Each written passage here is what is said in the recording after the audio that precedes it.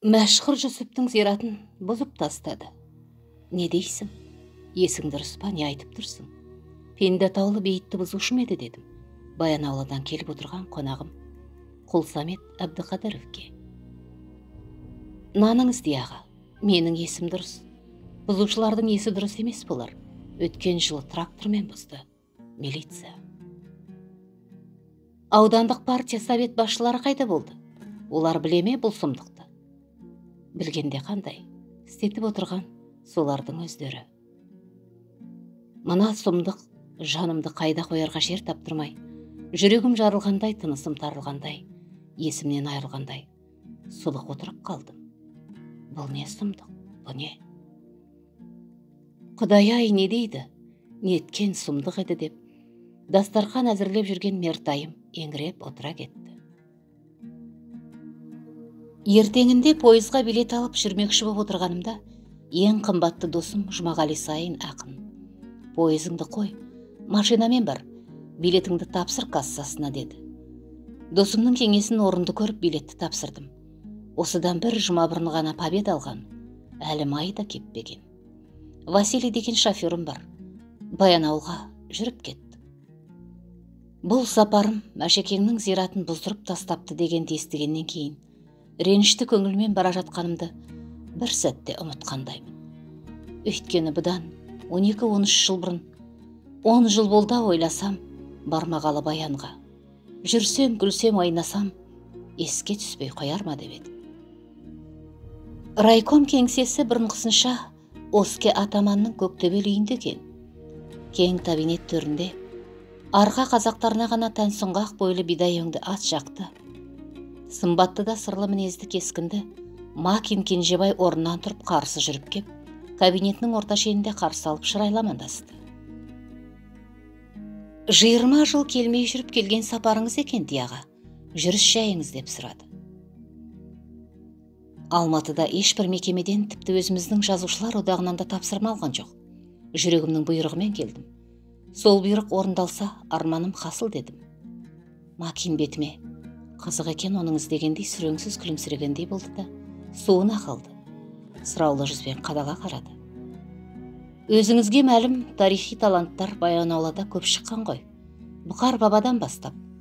Сол тарихи мұраларды көрсем, әсіресе Мәшһүрдің, Жаяу Мұсаның, Сұлтан Махмұттың дедім. Оныңыз жөн деді. Әсіресе Мәшһүр Жүсіп зираты шығар деді. Иә, сіз өзіңіз милиция жіберіп трактормен қираттырыпсыз. Сол рас па дедім. Манадан саябырлап отырған жан күйінішім жалыны бұрқ етіп. Ол тірі күлмелгендей бірден үндей қоймады. Рас қой, дедім, залана өршеленіп. Павлодардағы партактивте обком пленумында кейбір белсенділер обкомға да бізге де ауырмын, ашшысын тағып, шатақ шығарды. Партияның үгіт насихатынан Мәшһүр Жүсіптің діни аруағы беделді болып барады. Мәшһүрді әулие тұтады. Ел адамдары басына, зиратына барып түнейтін, баласы жоқтар бала тілейтін көрінеді. Аурулар сырқатын ұшықтайтын, дуалайтын болған.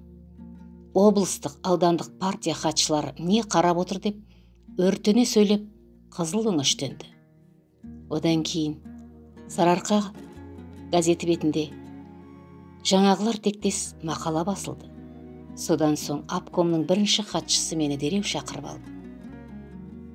Қазір ауданыңа қайтта, ана Мәшһүр Жүсіптің зиратын құрт, немесе парт билетіңді сал мына үстелдің үстіне. Қазір деді. Содан соң қираттырдым деңіз, солай ма? Иә, 2 милиция, 1 трактор деді. Тілі қырқылғандай тоқтап, сілейіп түсі қашып, албасты басып отырып қалды Макин. Мына сұмдықты Макиннің өз аузынан естігенімде, өзіме өзім әрең болдым. Адам емес екенсің ғой деп орнымнан атып тұрып, тфу деп еденіме түкірдім де шығып кеттім. Түскен үйімізге қайттым. Өңім бұзылып кеткен болу керек. Дәмен жеңгей, өңің бұзылып, мұның не айналайын деді. Рас екен, қираттырған Макин екен. өз айтты дедім. Аруақ атар, Мәшекең жарықтықтың аруағы атпай қоймас ол пәлені. Жүреміз деп орнымнан тұрдым да сол бетімен жүріп кеттік. Қасымдағы Әбдікәрім ақын мен Хайролламның да көңіл күйлері күйреңкі. Мойылды бұлақты басып, Айман бұлақтан асып, Баяннан 150 шақырым жердегі қалым шоқы Ескелді қайдасың деп, Мәшекең мавзолейіне қарай күрең победамен заулап кетіп барамыз. Зұлымдықты, сұмдықты жаулап кетіп барамыз. Күйретілген тарихи қасиетті мавзолейді даулап кетіп барамыз. Ақыры Жапандағы жалғыз киік қалым шоқы көрінді мен мұндалап. Есігінің алды көлденең жатқан көлдей көк түс Ескелді сор. Жыр мен шежіре мекені етуге Мәшекең жаны қалаған, құтты мекен санаған, жалғандағы жәннатына балаған, жалғыз биік қайран қалым шоқы. Айнадай жалтыр қайран Ескелді. Кеше тірісінде өз көзімен салдырған дөң үстінде ескірмейтін тарих боп, еңсесі биік жарық боп, анадайдан мен мұндалап көрінетін Мәшһүр Жүсіптің мавзолейі қайда? Жоқ. Сәулетті үстіңгі 2 бөлменің кірпіштері қиратылған, шашылған, іргесі жатыр, жермен жексен боп, трактор табандарына жаншылған.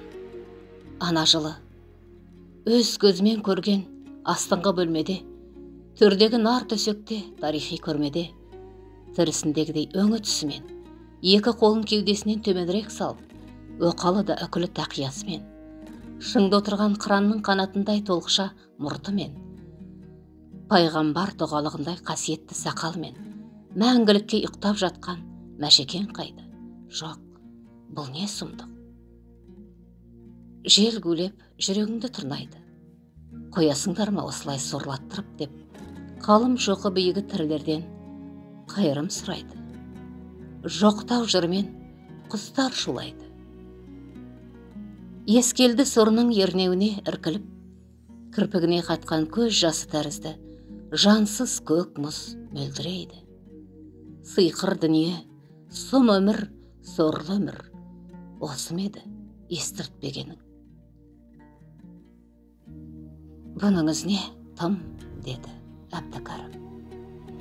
Әбдікәрім, қарағым-ау, тіпті қай заманда да, жауласқан екі елдің қан қырғын соғыстарында да, өлген адамның зиратына ешкім соқтыққан емес қой. Ал мынау не сұмдық? Тіпті кешегі өзіміз қатысқан қан қырғында да фашистер ешбір зиратты қиратқан емес. Ал мынау не сұмдық? Екібастұз бен Қарағанды көмір алыптарының қарым-қатынас жүргіншілері, жолаушылары бұл зиратқа соқпай түнемей өтпейтін бұрынғы әдетін әлі тоқтатпапты. Қиратылған мавзолей орнының айналасы, солардың жанған оттарының орындары, отын қалдықтары, күл, асқан еттерінің сүйектері. Уа қасиетті баба Мәшеке, мына сұмдықты жасаушыны аруағын кешірмесін. Осыны көзіммен көріп тұрған мына мен Дихан Әбілов, жаным тіріде кешірмеймін. Бұл сұмдықты кешіргенше, Аллахи, тірі болып жер басып жүрмейін. Куә бол бұл антыма. Қасиетті қалым шоқы биігі, куә бол, ел қонысы Ескелді. Куә бол, Баянаулы аспаны, кең дала. Бұл менің күйінішім мен антым дедім сол жерде.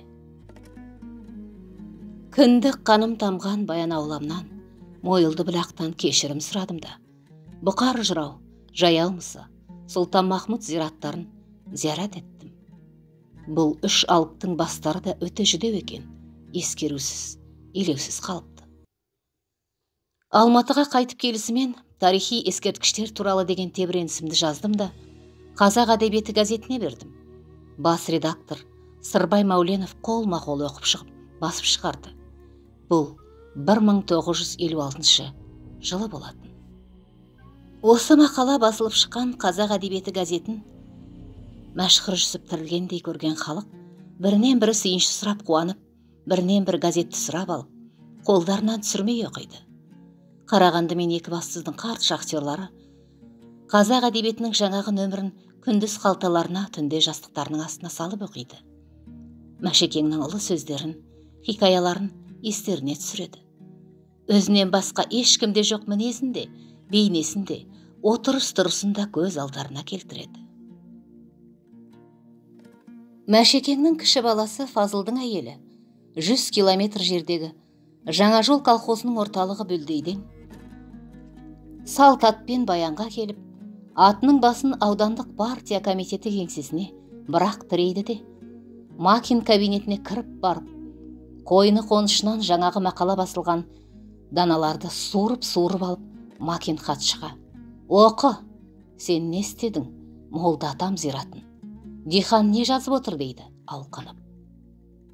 Макин селк етіп шошына қарап: «Сіз кімсіз?» дейді.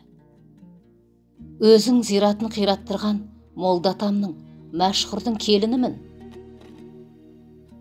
Осыдан кейін Екібастұздың қарт шахтерлары Қасым Қашағанов, Мұқаш Бәлімбаев, Шайқы Қазықанов, Қарағандының мейрам жабайлары әудесіп ұйымдасып бірлесіп, 2 айдай дайындалып, жаздың 3 айында Мәшекеңнің зират мавзолейін әуелгісінде етіп күйген кірпіштен қалап, есік терезелерін салып тұрғызған екен.